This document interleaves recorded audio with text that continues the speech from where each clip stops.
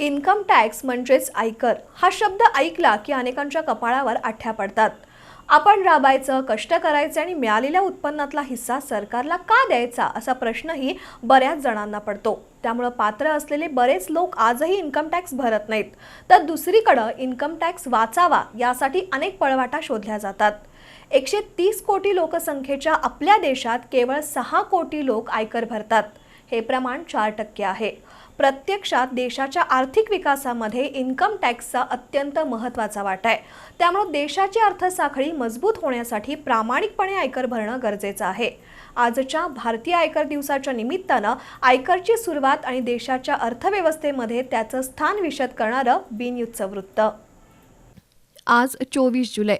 आजचा दिवस भारतीय इन्कम टॅक्स दिवस म्हणून साजरा केला जातो. स्वातंत्र्यपूर्व कालखंडात 24 जुलै 1860 रोजी जेम्स विल्सन या भारताच्या पहिल्या ब्रिटिश अर्थ अधिकाऱ्यानं भारतीयांवर इन्कम टॅक्स आकारायला सुरुवात केली. दरम्यान इन्कम टॅक्सचा कायदा 1865 साली बंद पाडण्यात आला आणि 1886 साली इन्कम टॅक्सचं नवं रूप देशभरातील नागरिकांसमोर सादर करण्यात आलं. पुढे काही बदल करून भारतीय आयकर कायदा 1922 साली इंग्रजांनी अंमलात आणला, जो भारत स्वतंत्र झाल्यानंतरही 1961 सालापर्यंत वापरात होता. त्यानंतर 1961च्या एप्रिल महिन्यात इंग्रजांचा आयकर कायदा रद्द करून भारताचा नवा आयकर कायदा अस्तित्वात आणण्यासाठी लोकसभेमध्ये इन्कम टॅक्सचं विधेयक सादर करण्यात आलं. 13 सप्टेंबर 1961 रोजी नव्या विधेयकाला राष्ट्रपतींनी मंजुरी दिली आणि भारतीय संविधानाच्या आधारावर निर्माण झालेला इन्कम टॅक्स कायदा भारतात रूढ झाला. आज इन्कम टॅक्सच्या बाबतीत केंद्र सरकारनं नवे नियम बनवले आहेत. करदात्यांच्या सोयीसाठी इन्कम टॅक्स विभागानं 2 प्रणाली उपलब्ध केल्यात, अशी माहिती सीए दीपेश गुंदेशा यांनी दिली. इन्कम टॅक्स भरण्यासाठी सध्या करदात्यांकडे 2 पर्याय उपलब्ध आहेत.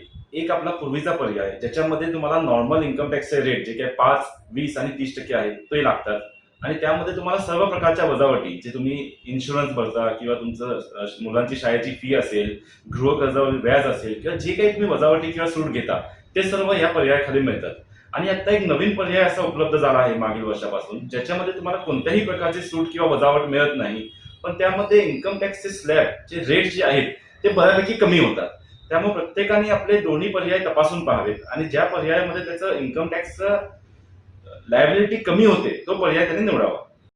सध्या आपल्या देशात दरवर्षी सुमारे 11 ते 12 लाख कोटी रुपये आयकर जमा होतो.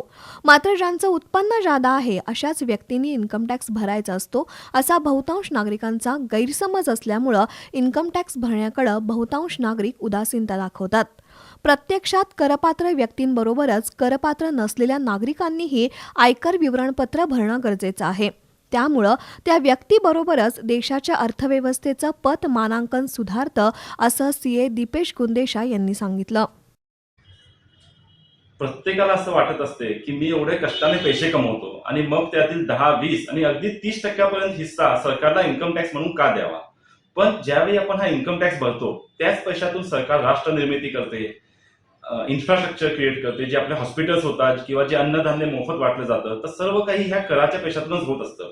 त्यामुळे आपली एक जबाबदार करदाता म्हणून आपण प्रत्येकाने ही जबाबदारी पार पाडलीच पाहिजे आणि प्रामाणिकपणे इन्कम टॅक्स भरलाच पाहिजे.